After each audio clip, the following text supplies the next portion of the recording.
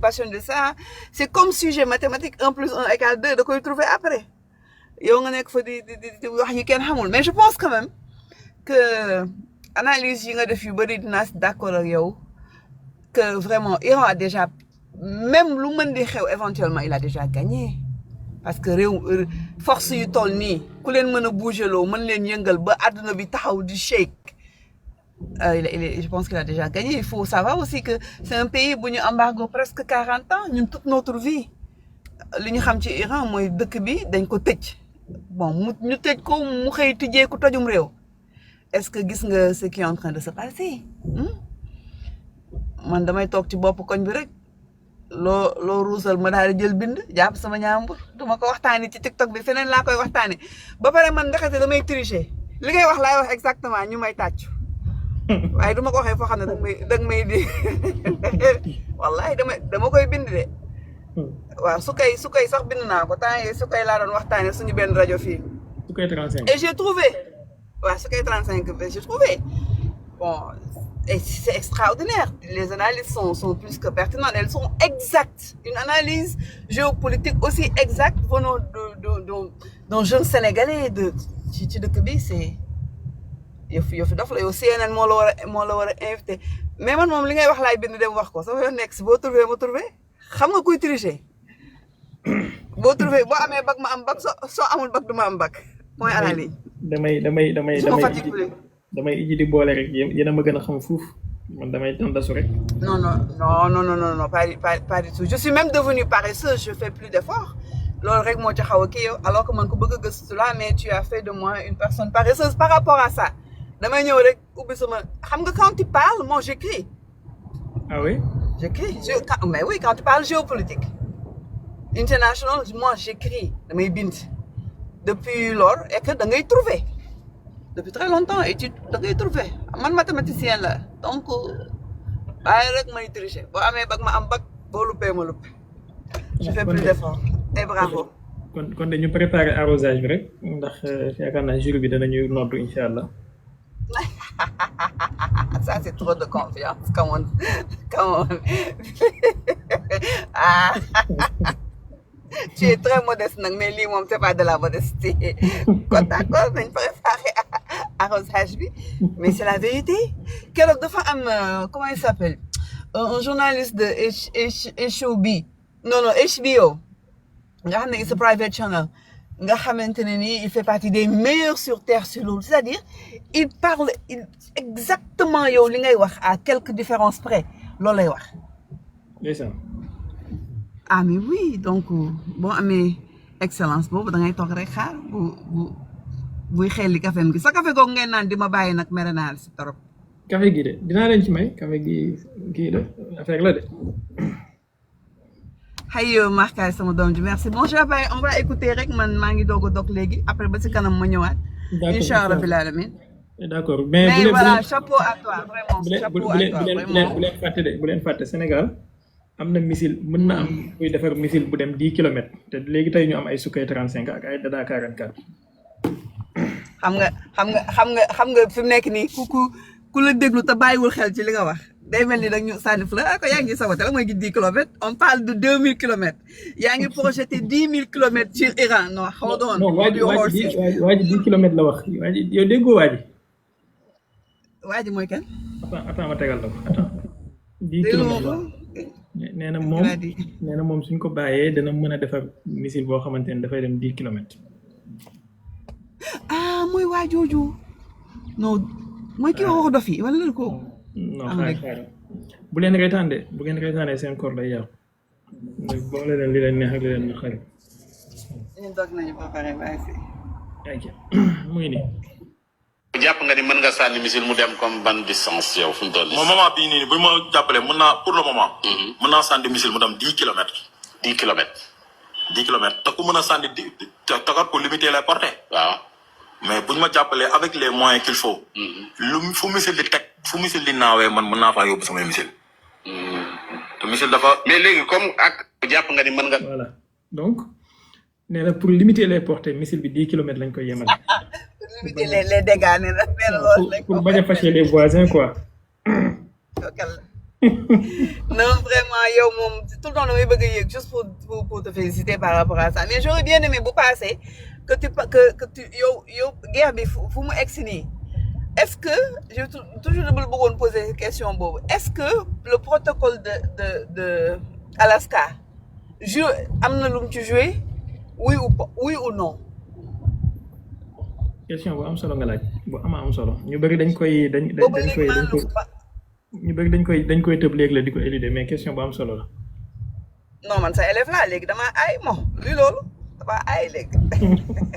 marquage maa ngi lay nuyu sama doom ji donc maa ngi déglu réponse ci question boobu boo amee temps at your convenience j'aurais bien aimé xam ci what is your take on that parce que est-ce que voilà xaaral léegi boo daanelee ma commencé ci question boobu peut-être mën na nekk nuqtatu intilaq sax ci suñu waxtaan incha allah. aywa da nga bëgg ma wàcc wala ma xaar 2 minutes ñaar yëpp benn la pour man. yow kër gi sa kër la doo ko defee rek loo def moo gën loo deful de toute façon. bàyyil ma wàcc dem uti comme sa kaas boobu après ma yéegaat.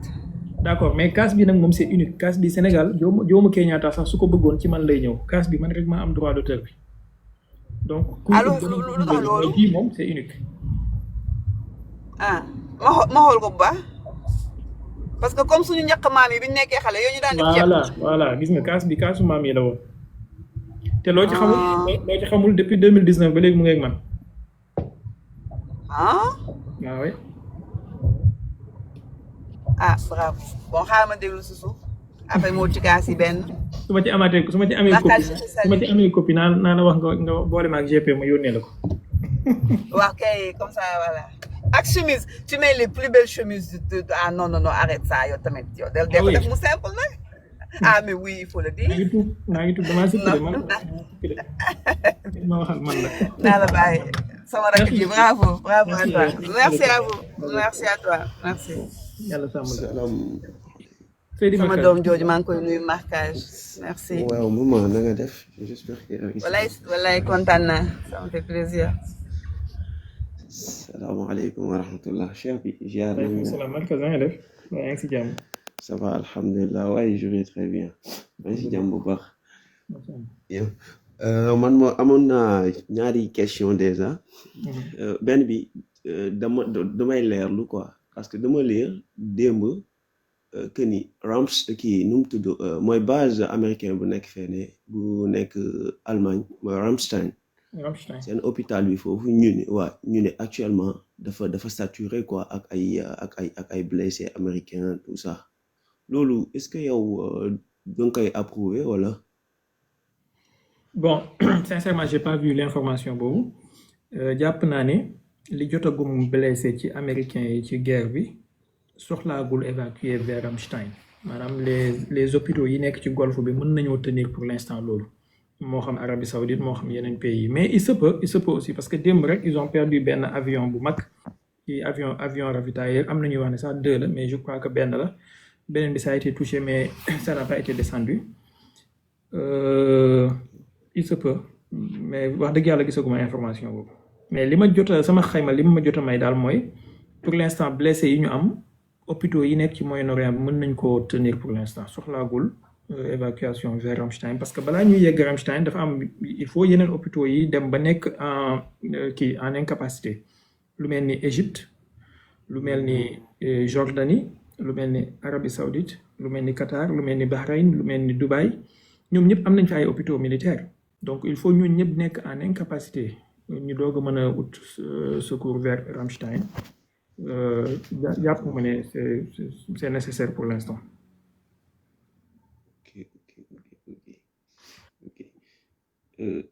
bii nag moom xam naa dina xaw a mën naa mu nekk hors sujet wala mu bañ ko nekk mais bon aaya bi laa bëggoon nga yow mu xool si sa dégg-dégg quoi surtout Tawba innama nasi'u ziyaadatun fil kufri yudallu bihi allazina kafaru yuhillunahu aman wa yuharrimunahu aman liwaati'u iddata ma harrama Allah fa yuhillu ma harrama Allah zuyyina lahum su'u a'malihim wallahu la yahdi al-qawma az-zalimin qawmal kafirin merci shukran jazil maa ngi hésité waaye qawmal kafirin ay boobu par rapport ak secteur boobu ñi nga xam ne dañuy ay jullit lañ disons nekk si wër Iran voilà aay bi yow sa dégg-dégg si aay bi soo ko doon kii lan la lay jox quoi par rapport ak voilà sa dégg-dégg daal si aay bi si gàttal. Bon,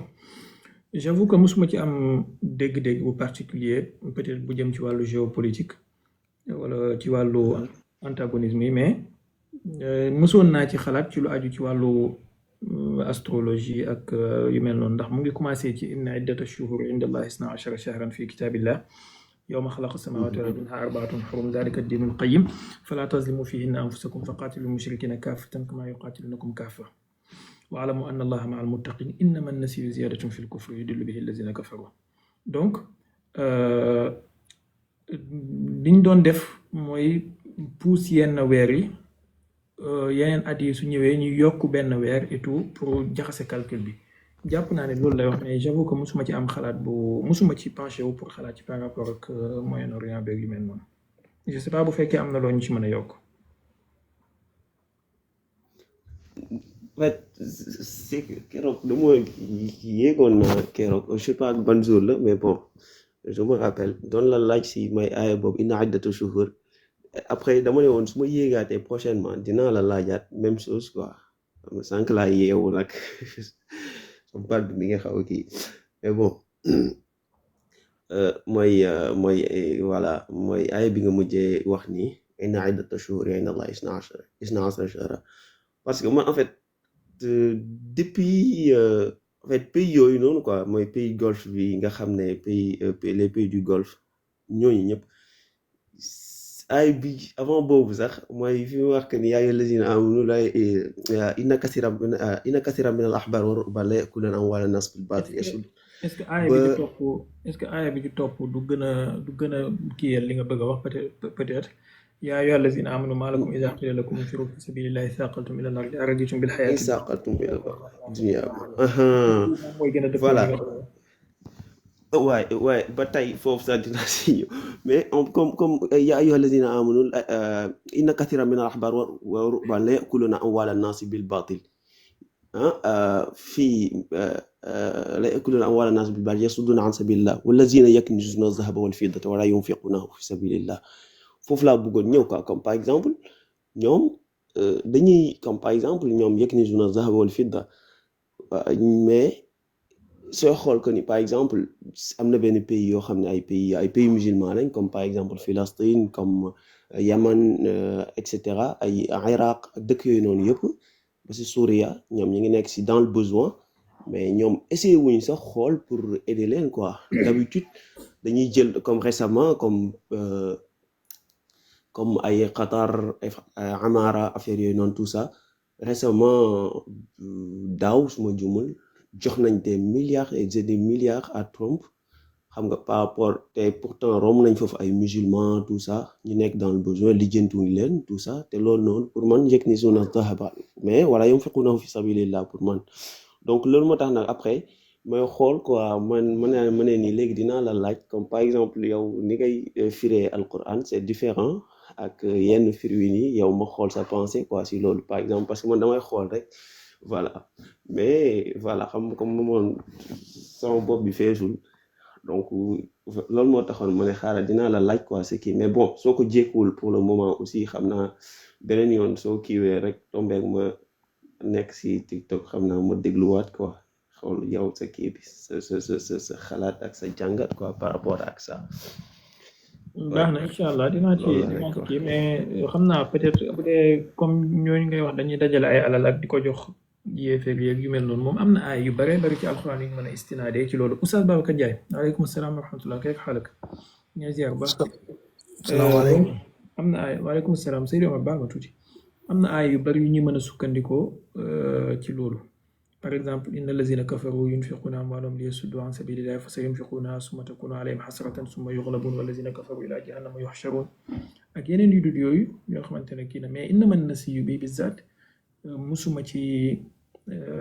xalaat pour def corrélation bi ak ñoom mais il faut savoir que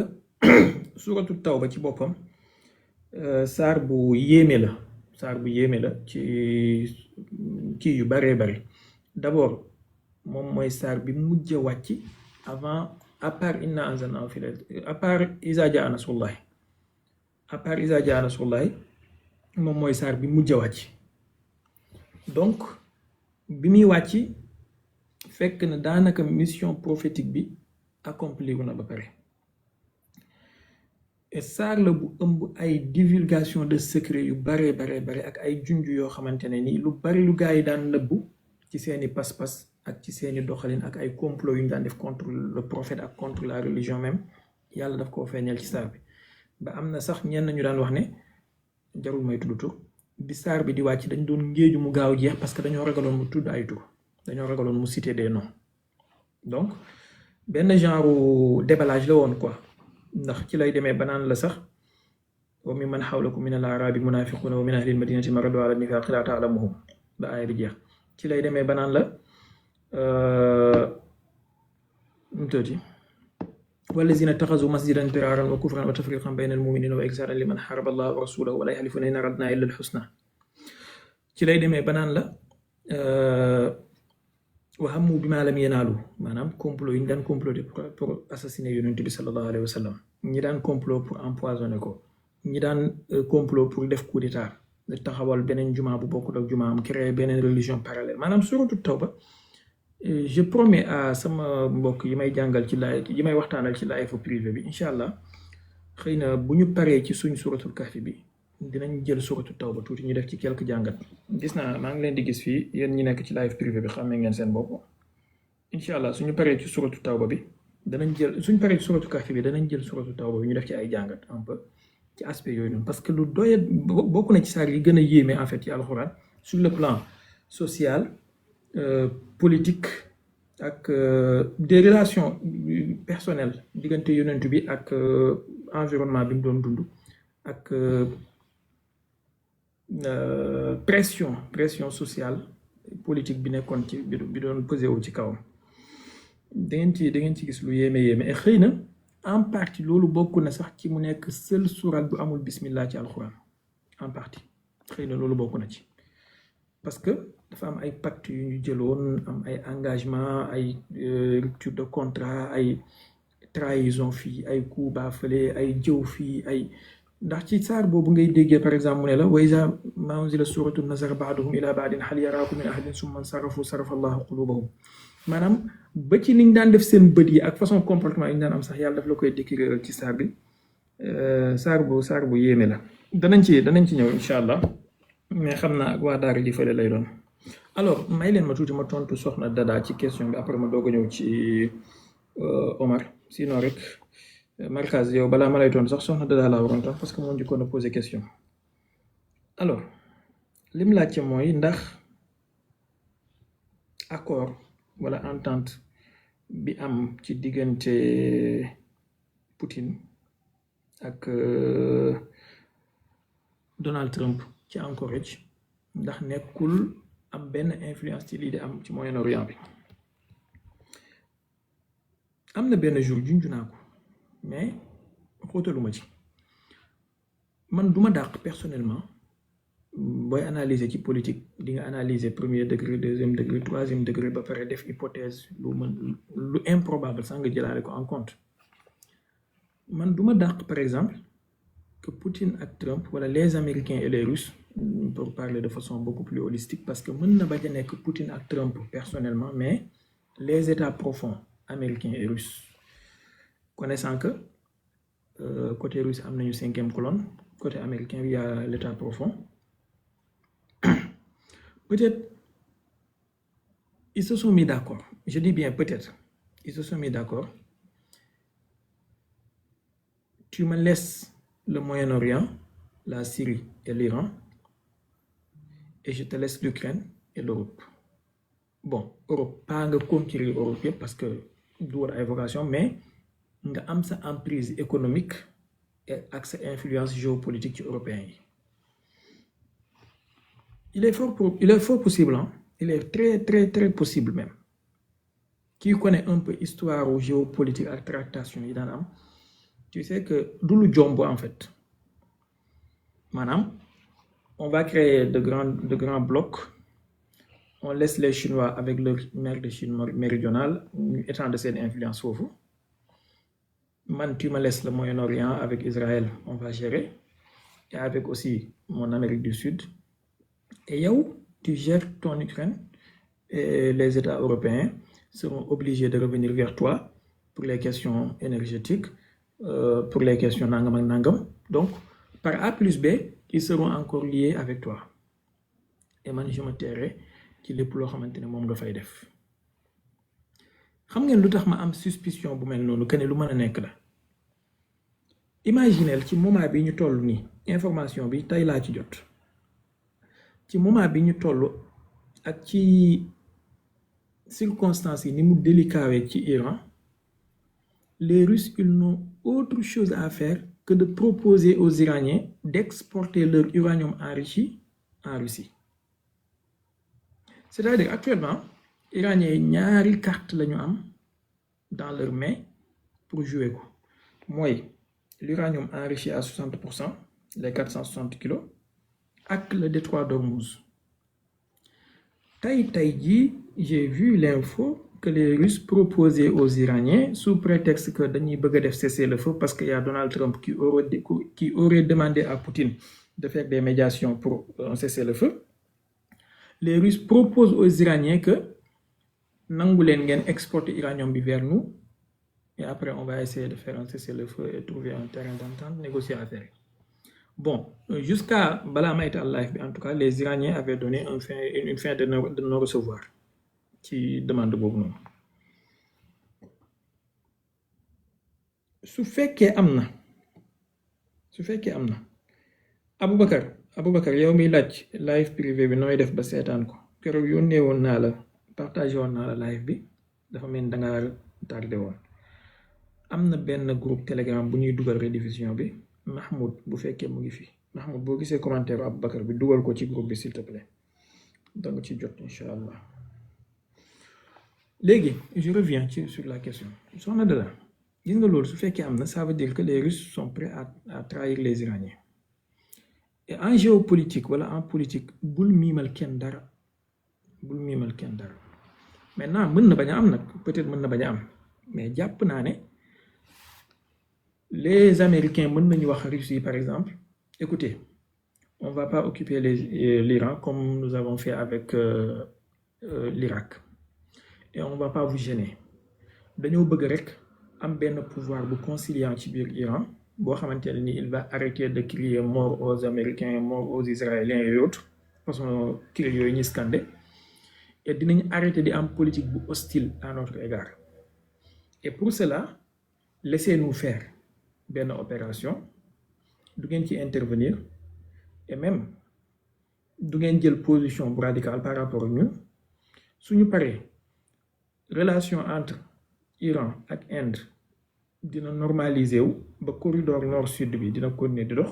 mais corridor Inde Israël Europe tamit dina continuer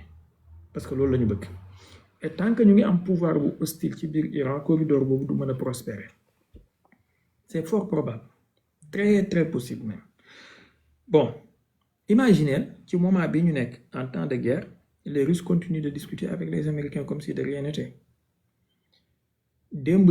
il y a une délégation russe dirigée par Kirill Dmitriev qui sont rendus ci Floride, ci Miami pour rencontrer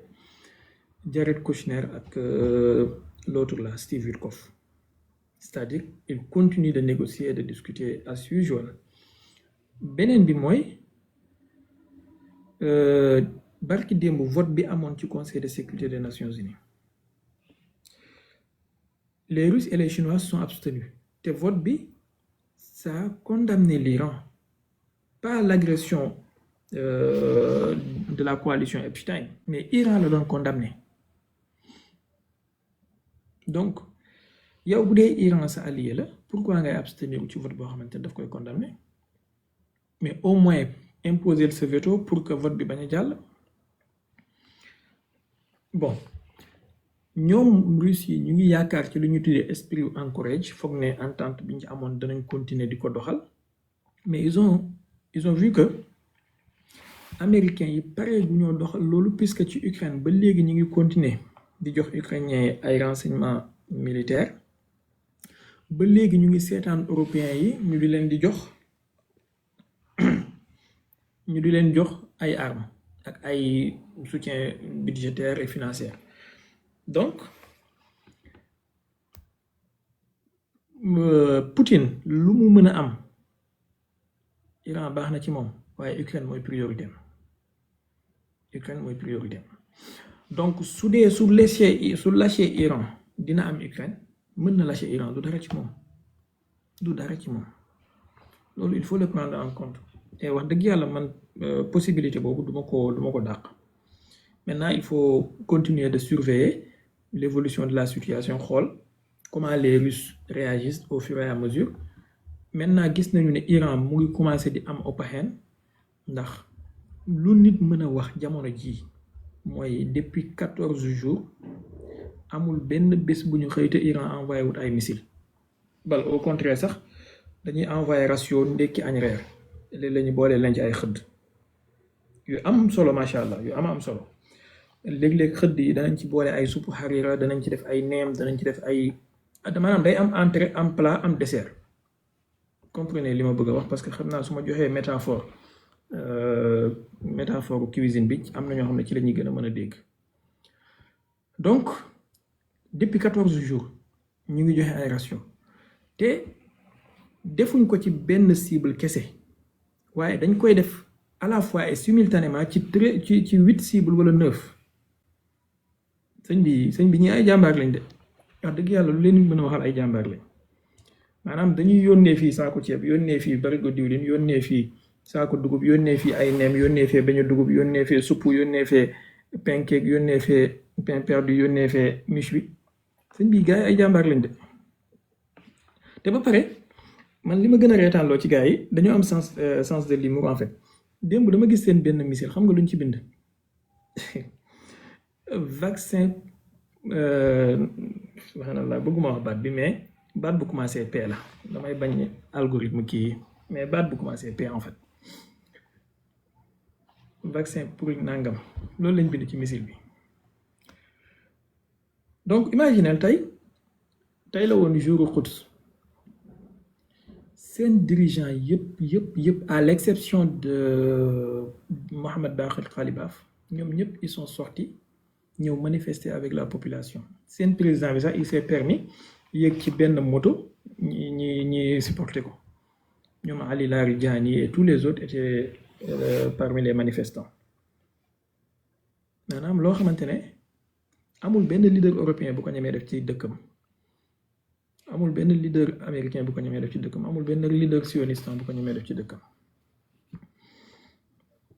bon Mohamed Baghir Khalibaf moo absenté woon c'est pour des raisons de design survivor voilà au cas où une frappe de décapitation nangam pour mu am ko survivre au moins ci appareil d'état bi voilà un peu allez-y Omar vas-y après Aboubacar. waaw trop long. non maa ngi jaar Cheikh Baye en fait gis-gis bi ma am ci question bi ndaw si bi nga doon développé léegi mooy que guerre parce que lépp ay wor la ki ngay jàpp ne sa allié la bu gisee li nga xam ne mooy intérêt da ciy demaat te expliqué ko sa biir wax que ne que Russie lu mu am Ukraine moo ko gënal parce que gis na ni mu te boo gisee depuis waxuma la sax entre États-Unis ak Iran avant ñuy tàmbali mais Iran ak Israël xam nga li ñu doon wax allié gisuñ benn maanaam comme soutien guerre niñ ko jàppee ñun boo xam ne Russie da ko def à côté de Iran. baal ma tuuti Omar gis ngeen fi may wax ak yéen nii léegi nii xaw ma bii ndekki la xaw ma xëdd la mais ñu ngi yónnee benn ratio léegi actuellement ni gars yaa ngi jot seen kii xam naa certainement ça doit être ay lekk avant xëdd yooyu noonu yu oyof yooyu ngay jël avant. courant la xam naa. waaw genre kii yooyu noonu nuñ koy waxatee sax salade de fruits yeeg yooyu noonu ñu ngi yónnee léegi ay kii yu am solo sax allez-y. léegi nga gis ne par exemple entre guerre ñun niñ ko jàppee ak ñi ko tubaab yi di jàppee parce que day nekk lu wuute parce que ñoom lépp lu ñu xool intérêt la xam nga boo gisee Espagne ba mën a opposé wu que wax Trump ne ko bul utiliser wu suñ terre pour di bombarder Iran dama remarqué ne depuis des années que Espagne dafa gën a posé waat boppam ci en fait ci Europe xam lan lay jar bu baax a baax que Pedro Sánchez def na ko defaat ko répété waat ko xam ne man am na loo xam ne mën naa ko am te du ma ko jëlee fii comme que am na loo xam ne mën naa ko am te du ma ko jëlee fii sama intérêt kenn du ma ko yàqal bu dee kantaan ak Russie ak Iran ñoom ñaan ci relation yàgg na de trop mais tubaab ci wàllu guerre ëpp doole li muy def mooy genre wor rek mooy moom li amal intérêt ci affaire am rek lay am man ba ma gisee image bi yooyu noonu man xawoon naa jot na maa ngi ko wax sama benn copain mais man affaire bii di am entre États-Unis ak Russie est-ce que amul nekk lu ñu lal benn ndëgg sërëx boo xam ne mais pièce boobu nag yàlla bu ci Iran daanu mais je pense pas que Iran war na mën a daanu ci pièce boobu noonu jokkasee xaw ma ndax loolu dana nekk pièce wala day nekk loo xam ne lu réalité wala dara parce que guerre moom affaire de pexe la rek te Trump bu demee ba xam ne moom li mu bëggoon am ci Iran mënu koo am moom mën naa lal beneen pexem boo xam ne wax ne kaay ma jox la lii parce que daanañ ko gis ci entre guerre ci première guerre mondiale ak deuxième guerre mondiale parce que lépp noonu la daan demee par rapport li nga ci expliqué man loolu rek laa ciy gis que nañ xool daal fu ni naan fu wanente di mujjee gëtam mais à part loolu gëw ma ne Russie war naa mën a bàyyi intérêt parce que intérêt la rek bu bàyyee intérêt Iran ndax Ukraine boobaa tamit Iran day demal boppam rek comme ni mu koy defalee ni boppam parce que dëkk boo xam ne dañ laa boycotté depuis des années marché mondial jaayoo ci lu bari defoo ko te boobu ba léegi yaa ngi jug di mëneel sa bopp say kii yu bari kooku jàngal la pour ñëpp ndax nit ku nekk am na loo xam ne boo ko xeexalee sa bopp rek un jour viendra day ñëw ñëpp jox la cër man loolu laa ci amoon lu ma ci participer xam naa comme débat bi ci débat wu Iran kii la looloo taxoon am na sama yenn question yoo xam ne mënuma ko ci woon a andi quoi mais comme loolu laa ci fekk mënuma cee waxal leen quoi am nga bëgguma di def hors jugé que nga nekk ci benn méthode ma dem bala ciy génne di la dugal leen quoi. macha allah am na solo trop macha allah et puis c'est bien vu en tout cas ñi nga xamante ne dañu jàpp ne mbir yi c'est wala dañ ci am benn genre vision bu manichéenne ils ont intérêt à se détromper les États n'ont pas d'amis ils n'ont que des intérêts et man je crois que comme ni ma ko yàgg a waxee diggante Russie ak Iran am na fu seen intérêt yi di dëppooye mais am na fu seen intérêt yi di séparé woo et fépp fu seen intérêt séparé woo la Russie n'hésite pas à suivre ses propres intérêts nationaux quitte à ce que ñu abandonner Iran wala ñu sacrifier ko maintenant heureusement que les Iraniens ont compris et man personnellement jàpp naa ne fi guerre bi di toll nii lii may wax ni nag waxuma ko pour dalal xelu kenn wala pour wax kenn lu ko neex vous savez très bien que man je suis loin d'être un fantaisiste wala un fanatique j'essaie d'être le plus rationnel possible et le plus réaliste possible fi guerre bi toll nii ñi nekk en difficulté mooy la coalition Epstein ñoom ñoo nekk en difficulté ils sont dans une difficulté telle que Netanyahou wala boog état sionistan ñu ngi ut ndimbal ci Chine pour mu intervenir auprès des Iraniens pour un cessez-le-feu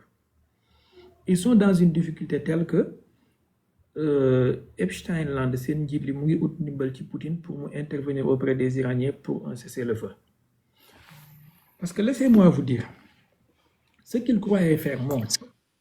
bu fekkee déglu ngeen seen déclaration wu ñoom Steve Witkoff ak yooyu noonu quelques jours avant guerre bi di tàmbali bu ngeen déggee déclaration bi Steve Witkoff mu ngi wax ne le président est étonné pourquoi les Iraniens maanaam n'ont pas capitulé devant cette armada bi nga xamante ne moom lañ déployé autour d'eux lu tax capitulé wuñ ba léegi n'est-ce pas yéen a ngi fàttaliku vous pouvez vérifier ça li jaaxal président bi mooy pourquoi Iraniens capitulé wuñ ba léegi boobu guerre bi tàmbaleegul maintenant ce qu'il pensait faire mooy faire une frappe d'ampleur foog ne su defee frappe boobu ça allait impressionner les Iraniens et ça allait les pousser à accepter des conditions inacceptables sur la table des négociations lii moo nekkoon arrière-pensée moom maanaam def benn show quoi frappe bu fort quitte à ce que mu éliminer seen yenn leaders yi après pour leur dire que venez signer ci papier bi à droite à côté lii mooy samay conditions allez c'est à prendre ou à laisser ou bien on va vous renvoyer à l'âge de pierre. Maintenant il a vu que loolu sottiwul parce que foogoon na ne su defee frappe boobu benn yoon Iraniens yi benn yoon la ñuy fayu ñoom itamit bu ko defee mu nekk benn genre match nul on va garder le statu quo comme ni mu amee woon ci 2025 bu ko defee ñu reprendre ay cycle de négociation mais boobaa dana fekk rey nañ xamee ne ba pare. Maintenant keroog barki dem wax naa leen fi ne c'est une guerre avec 3 objectifs yu wuute objectif américain ak objectif israélien yi bokkul objectif iranien yi ak ñaari objectif yi la bokkul aussi. Quel a été l'objectif des Américains? Moi, première chose, frapper pour punir l'Iran, impressionner le titre de sorte que nous accepter l'inacceptable à la table des négociations. Pourquoi le fait Trump pour me jubiler? ñaareel bi su fekkee loolu mënta am sax bu dee mën nañu am plus mooy bu ñu frappé ñu jaaree fa régime change am bu ko defee dafay nekk une pierre deux coups. Maintenant bu ngeen déggee seen stratégie di wax surtout ci semaine bi ñu nekk nii surtout ci semaine bi bu ngeen leen déggee li ñuy wax mooy le président est inquiet kañ la guerre bi war a jeex parce que il doit faire tout ba nga xamante ne nii prix pétrole bi du yokk nangam ak nangam maanaam actuellement ils sont dans une impasse boo xamante ne c'est sûr que am na ay paramètres yu ñu jëlul woon en compte ci seen analyse ak seen préparation bokk na ci wàllu détroit d'Ormuz bi xalaatuñ woon ne Iran dana tenir sax ba ñuy wax ay waxu tëj détroit d'Ormuz ak ubbi ko foogoon nañ ne suñu dóoree benn yoon rek ça allait être bi en or bi nga xamante ne mooy jeexal match bi parce que les Israéliens avaient réussi à faire croire à l'administration Trump que ne l'Iran mi tigre en papier la li gars yi di wax yëpp ay nappaate la rek waaye amul benn doole on a réduit ses puissances on a réduit ses forces on a bombardé ses sites on a bombardé ses missiles donc amatuñ benn force da ngay ñëw rek daf mu daanu ñoom loolu la ñu foogoon c'est comme Modou Lo ngeen baal ma yéen fan sa Modou Lo yeeg yooyu c'est comme Modou Lo qui avait cru que Balla Gaye jeexal na bi mu gisee mu bëri Gris Bordeaux biir bi def nii et tout mu foog ne Balla Gaye jeexal na il doit pouvoir prendre sa revanche bi mu ñëwee deuxième combat bi gis ngeen ni combat bi demee donc ils avaient cru que iranien yi nii c'est fini benn tigre de papier la da ngay ñëw dóoru benn yoon affaire bi jeex et puis le peuple a honni les dirigeants le peuple est contre les dirigeants nangam ak nangam régime change yomb na mais gis nga bi ñu dóoree affaire bi jurul li ñu bëggoon maintenant xalaatuñu woon aussi jëluñu woon ci seen compte que ne Iran am na capacité yi mën a frapper ndoo simultanément toutes les bases américaines et Israël à la fois xalaatuñu woon loolu il pensait que Iran booba dafay cibler ay kiyam benn cible lay frapper et puis bu paree jeex na parce que foofu la force am yem bu ngeen déggee seen estimation yi ñu daan def ce qui vous montre que ñii xamuñu seen adversaire bi malgré le service de renseignement malgré leur technologie seen estimation yi ñu doon def mooy Iran avait 65 lanceurs ñi naan Iran avait 100 lanceurs ñi naan Iran avait 900 missiles ñi naan 2000 missiles ñi naan 500 missiles ce qui est sûr mooy bi guerre bi commencé ba léegi Iran tiré na lu mu gàtt 2000 à 3000 missiles te ba léegi jeexalagut donc ay waxu 500 missiles yooyu moom tegee leen ko de côté beneen bi mooy kuy tiré 2000 missiles sëñ bi amoo 65 lanceurs lu mu gàtt comme am nga 2000 lanceurs wala 1000 lanceurs au moins léegi kon ñoom ñu doon wax naan Iran ay 65 lanceurs 50 lanceurs rek on a détruit 80% des lanceurs missiles nangam maanaam histoire wane na ne li ñu doon wax du dëgg donc man j'avais eu des informations yoo xam ne wax dëgg yàlla yu ma wóolu la que ne Iran avant guerre bi di tàmbali ils avaient minimum 25000 lanceurs 25000 2-5 ak 3-0 te wax dëgg yàlla information yu ma wóolu la bon c'est pas propice ngay divulguer sa source mais yu ma wóolu la quand même ku mën a am 25 000 lanceurs sëñ bi wala à peu près 25 000 lanceurs disons pour ne pas exagérer 20 000 lanceurs ça veut dire que am nga lu ëpp 20 000 missiles et bon sens rek daf lay may ne bu dee yow ne nga Iran mu ngi préparer guerre bi depuis 40 ans wala depuis 20 ans 25 ans wala depuis l'an 2003 bi ñu attaqué Saddam Hussein ba léegi en tout cas l'an 2003 ak léegi nii ça fait combien d'années donc kuy préparer guerre depuis 2003 ba léegi sëñ bi nga ne yow yaa waxal sa bopp nga ne am na capacité mën a fabriquer weer wu nekk 100 missiles léegi multiplier 100 missiles nga multiplier ko par 12 nga multiplier ko par 23 nga xool ñaata missiles ngay am bu dee 100 missiles sax lañ mën a fabriquer donc nga génn ci dax sa bopp boobu naan ay 65 lanceurs ak 50 lanceurs ak ay 400 missiles la am dépassé na foofu maintenant ils ont vu que leur adversaire était plus fort que ñoom niñ ko imaginer woon du ma wax trop fort mais plus fort que niñ ko imaginer woon xoolal malgré les interceptions la coalition a d'excellents systèmes d'interception hein. Il faut pas qu'on se leurre et il faut ñu waxante dëgg aussi am nañu ay missiles yu excellent am nañu doole mais dafa ne adversaire bi mooy jàmbaar xoolal malgré li muy envoyé ñu koy intercepter lépp malgré loolu il arrive quand même à toucher ses objectifs maintenant li moo nekkoon par rapport ak objectif américain yi bu fekkee plan B boobu jàllul amoon nañ plan C mooy def soulèvement populaire lii yëpp waxoon naa leen ko fi ci live bi weesu woon am def soulèvement populaire bu ko defee daaneel régime bi après imposer benn fantoche boo xamante ne ni dafay ñëw di def li américains yi bëgg comme exemple Venezuela maintenant dafa am benn problème bu ñu jànkuwanteel ci seen plan D pas plan C mais plan D mooy dañu ne woon bu ñu demee ba affaiblir régime bi même bu fekkee daan lañ ko bu ñu ko affaiblir assez dañuy envoyer benn force de commando boo xamante ne liggéeyam mooy dafay dem ci place bi nga xamante ne fa la ñu yaakaar ne fa la stock d'uranium enrichi bi nekk mu extraire ko foofu ndax xam nañ ne actuellement Iran carte bi gën a fort bi mu am ci mancham mooy le stock d'uranium enrichi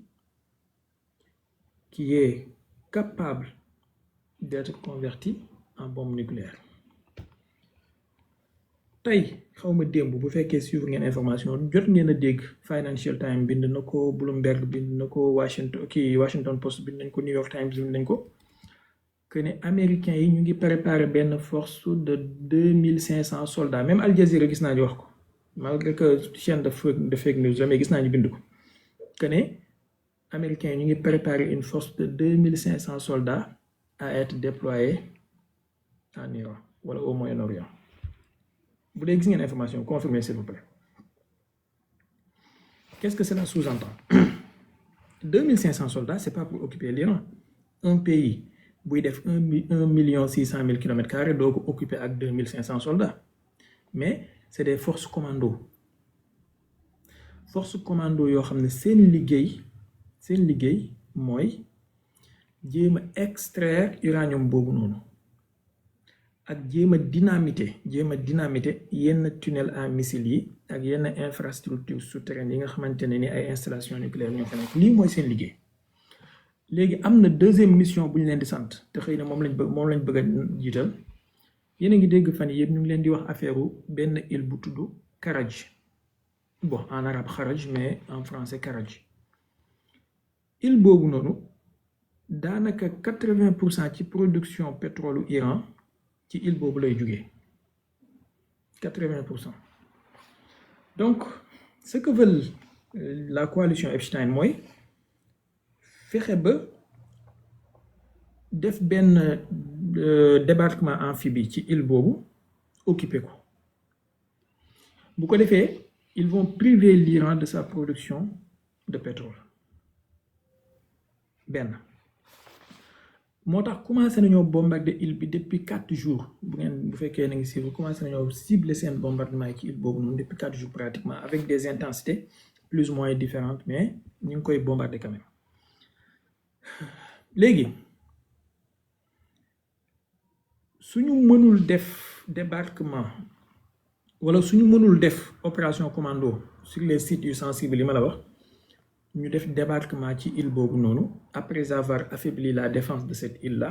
ñu def débarquement pour occuper île boobu noonu lii mooy seen programme actuellement lii lañ nekk di xalaat bon ndax dina mën a nekk ndax du mën a nekk li tax duma ci affirmatif trop que ne waaw wala déet mooy le fait que mu nekk île su doon sur le territoire continental Iran bi la boobaa je pourrais être affirmatif que ne du mën a nekk c'est voué à l'échec mais puisque île la c'est un peu isolé du territoire mer c'est très complexe et puis les Américains quand même quoi que l'on puisse dire ils ont une certaine force et une certaine capacité et savoir-faire il faut jamais nga sous-estimer sa adversaire jamais et il faut jamais nga am excès de confiance donc façon de débarquement yooyu ils savent faire en plus ils ont des alliés ils ont tout ce qu'il faut logistique nécessaire bi am nañ ko avion yeeg matériel yi ñu soxla am nañ ko maintenant qu'est-ce qui pourra empêcher que loolu réaliser wu mooy la vigilance et l'extrême détermination des Iraniens gis ngeen avion de ravitaillement en vol yi bi ñu daaneel démb ça rentre dans cette stratégie-là de faire débarquer des forces commando moo xam dañoo jaaree sur le nord maanaam côté Azerbaïdjan wala nord-ouest bi mooy côté Irak moo xam dañ ko jëlee côté sud bi mooy ci côté île Karaj bi ma leen di wax nii et dans ce cas soit Dubaï la ñuy jaar ci Émirats wala Bahreïn en tout cas c'est un front à surveiller sur le plan militaire dafa bokk ci centre de gravité wu Iran yi nga xam ne su ko Iran perdre ça sera un coup très très dur pour ñoom très dur mais ils peuvent être tellement dissuasifs pour loolu bañ a am mooy s'ils se montrent capables d'anéantir les pays du Golfe et les intérêts américains dans ces pays-là parce que démb xaw ma ndax gis ngeen information bi bombardé nañu benn partie ci benn immeuble bu nekk ci Dubaï centre seen quartier d'affaires bi à ce qui paraît benn banque la à ce qui paraît awma ci lu ma leer mais à ce qui paraît benn banque la maintenant lu tax ñi def loolu waxoon naa leen fii keroog li ñuy tuddee frappe de contre-valeur yi gars yi commencé woon coalition Epstein bi mooy di bombarder ay banque di bombarder ay nu mu tuddati installation économique ay réserves de pétrole ak yu kenn xamul donc ces frappes de contre-valeur là les Iraniens aussi ci loolu la ñuy dem te bu ngeen gisee Ali Larijani maa ngi dégg benn mbokk ndeysaan mu ngi ci doon wax yu am solo mais boo liree Ali Larijani c'est quelqu'un qui ne parle jamais pour ne rien dire il faut lire ces gens-là il faut les lire pour comprendre lan lañ bëgg ndax li ñuy def boo ko liirut textuellement tu pourras le lire entre les lignes bu dee am nga intelligence tuuti qu'est-ce qu'il a dit attends ma xoolal leen tweet bi mu bind Larijani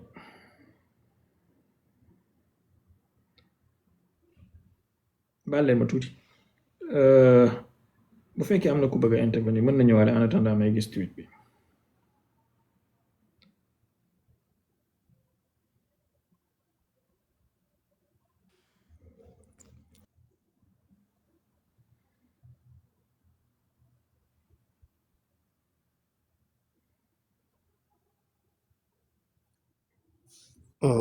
voilà mu ngi nii lii la bind baal ma tuuti Abdou Khader lii la bind mu ne Trump a déclaré bon je traduis en français il l'a écrit en arabe et en persan et en anglais mu ne Trump a déclaré nous pouvons démanteler le système électrique iranien en 1 heure mais nous l'avons pas fait là c'est une citation qui le Trump nous pouvons démanteler ou nous pouvons désactiver le système électrique iranien en 1 heure, mais nous ne l'avons pas fait. Les Alina Rigaye, texte commentaire, eh bien, s'ils font ça, toute la région sera plongée dans le noir en moins d'une demi-heure et l'obscurité offre une occasion idéale de traquer les militaires américains qui fuient pour se mettre à l'abri. Comprendre qui pourra. Encore une fois, c'est des gens qui ne parlent jamais pour ne rien dire.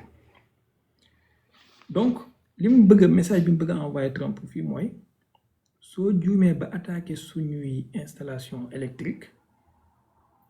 nous pouvons mettre toute la région, plonger toute la région en noir. Parce que ces pays-là, c'est des pays extrêmement vulnérables. Moi, je sais l'usine de dessalement, moi, je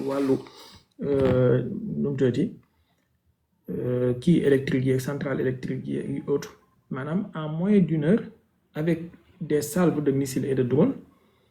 ils peuvent éteindre toutes les lumières de Dubaï et d'Arabie Saoudite, de je ne sais pas où. Et dans ce cas, après, voilà. Il y a carrément des Américains pour faire l'eau. Mais il faut toujours savoir aussi, Madame El Djorgaï, on a affaire avec des gens irrationnels. On a affaire avec des gens irrationnels. On a affaire avec des fous furieux imprévisibles. Et comme tel est le cas, il ne faut pas écarter une possibilité ou une hypothèse. Quand il y a affaire avec des gens rationnels, on sait ce qu'ils font et ce qu'ils font. Par contre, quand tu as affaire avec des fous furieux comme c'est le cas ici, tu peux t'attendre à tout. À tout. C'est des fous. Allez-y, Abdou Khader. Alhamdulillah, Cheikh Baye ñu ngi leen di baax di ziar. Jalo ziar. Sant bu baax nag yow fi mu toll nii moom ajo si dañ koo bàyyi ngir yow. Ndeysaan. Kon nag dama amoon laaj boo xam ne par exemple est-ce que États-Unis maanaam ak ñi mu àndal est-ce que moom bu Iran uti fee nii maanaam ba sonal leen est-ce que mu sànni leen nucléaire daal parce que mën naa nekk wala mu dul ne. D'accord, loolu mooy question bi. waaw ak am na benn laaj boo xam ne maanaam est-ce que maanaam régime Iran bi ñoom mën nañu fexe ba président yi du am ak ci yenn ci base yi wala nangam ak nangam moom il faut président am ci accès wala. D'accord, merci. nga baal ma ba bëggoon naa tamit nga defal ma yenn chaîne yi nga xam ne maanaam ñoo gën a am ay xibaar yu wër ak yooyu bu fekkee amu ci benn temps nga defal ma ci kii. waaw benn bis maa ngi dégg da nga jël benn temps nga wax ñu yenn chaîne yeeg yenn télé yeeg yooyu yoo xam ne dana am yenn maanaam xibaar yi gën a suuf quoi parce que man maanaam Al Jazeera en tout cas Al Jazeera da nga dem ba mujj nga xam ne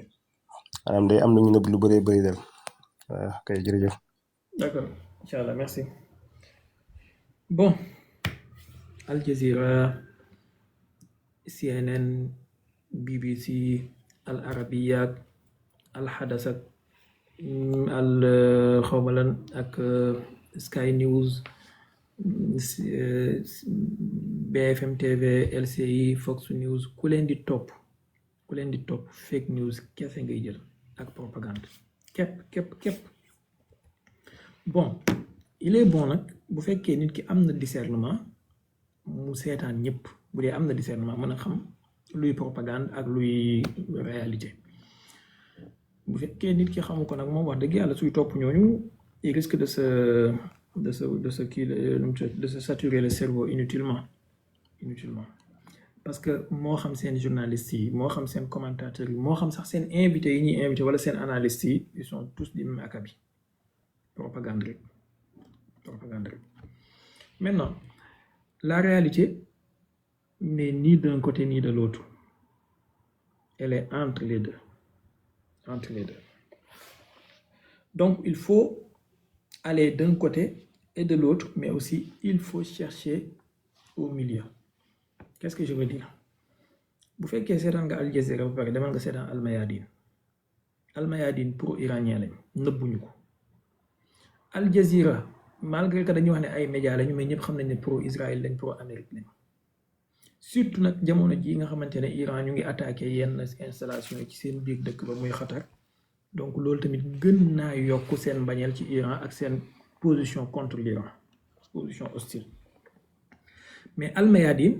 au moins ñoom nëbbuñu la seen bopp wax nañ ne ñoom pro Iran lañ pro résistance lañ pro mihwarul muqawama lañ nangam ak nangam mais il faut savoir foo dem am na propagande foo dem am na ay exagération danañ exagérer yenn yi danañ tafxim yenn yi mais quand même personnellement boo comparé Al Jazeera ak Al Mayadeen ñoo leen gën a dëggu wax dëgg yàlla d'après sama petite expérience ñoo leen gën a dëggu voilà bien vrai que amuñu moyens yi Al Jazeera am amuñu ay milliards yi Al Jazeera am amuñu sophistication ba ci seen image yi sax da nga koy gis image yu Al Jazeera yi ni mu leere image yu Al Mayadeen yi leereewul noonu nekkul de haute qualité noonu mais quand même ñoo leen gën a dëggu maintenant bu liy weesoo nag il faut ngay dem ci médias écrits yi aussi c'est-à-dire il faut ngay lire mbir yi du déglu kese du seetaan kese mais il faut ngay lire léeg-léeg yenn yi journaux yi ñoo koy bind surtout journaux yu sérieux yi moo xam côté bi wala côté bële am na ay agence de presse am na ñuy def ay breaking news ak yu mel noonu bref bàyyi leen ba bis buñ ci yegsee dinaa leen defal benn live boo xam ne spécialement ci peut-être dinañ ko intituler les sources d'information et la puissance des propagandes wala quelque chose du genre je vais vous faire benn genre exposé ci loolu canaux yi seen wuute ba ci façon bi ñuy doxalee pour nga mën a discerner par exemple tey xaaral ma jox la benn exemple mën nga koo vérifier fi may wax ak yow nii Al Jazeera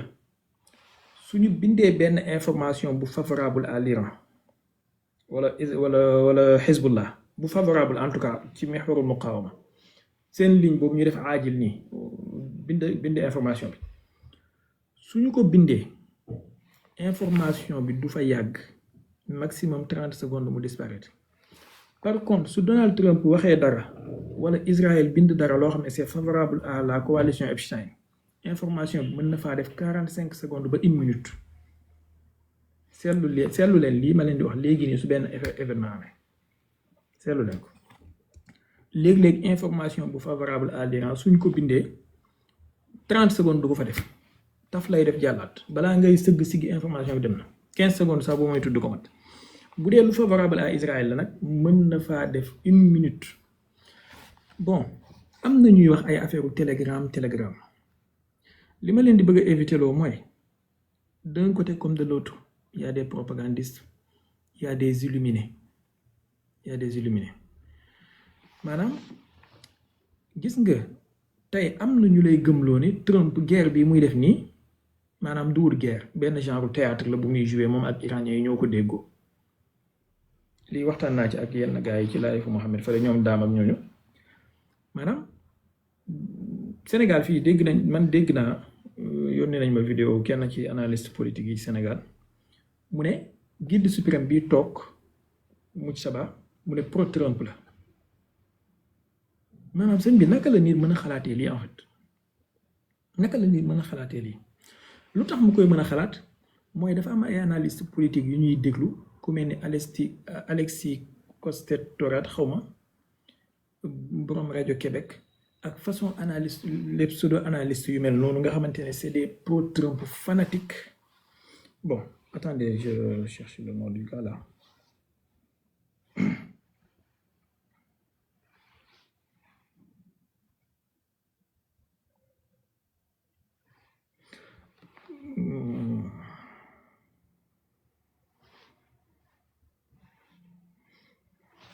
excusez un peu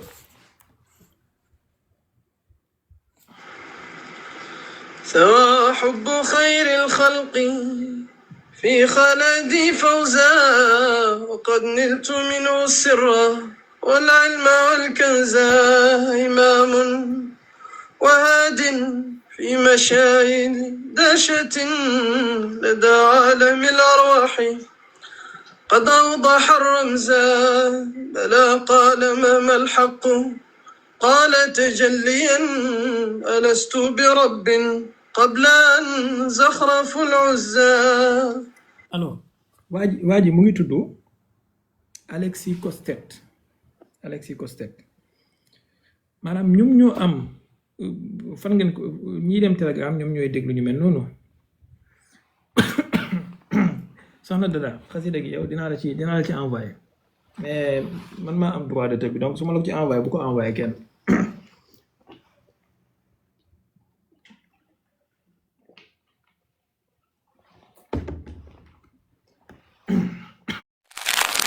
abonné leen tey aimé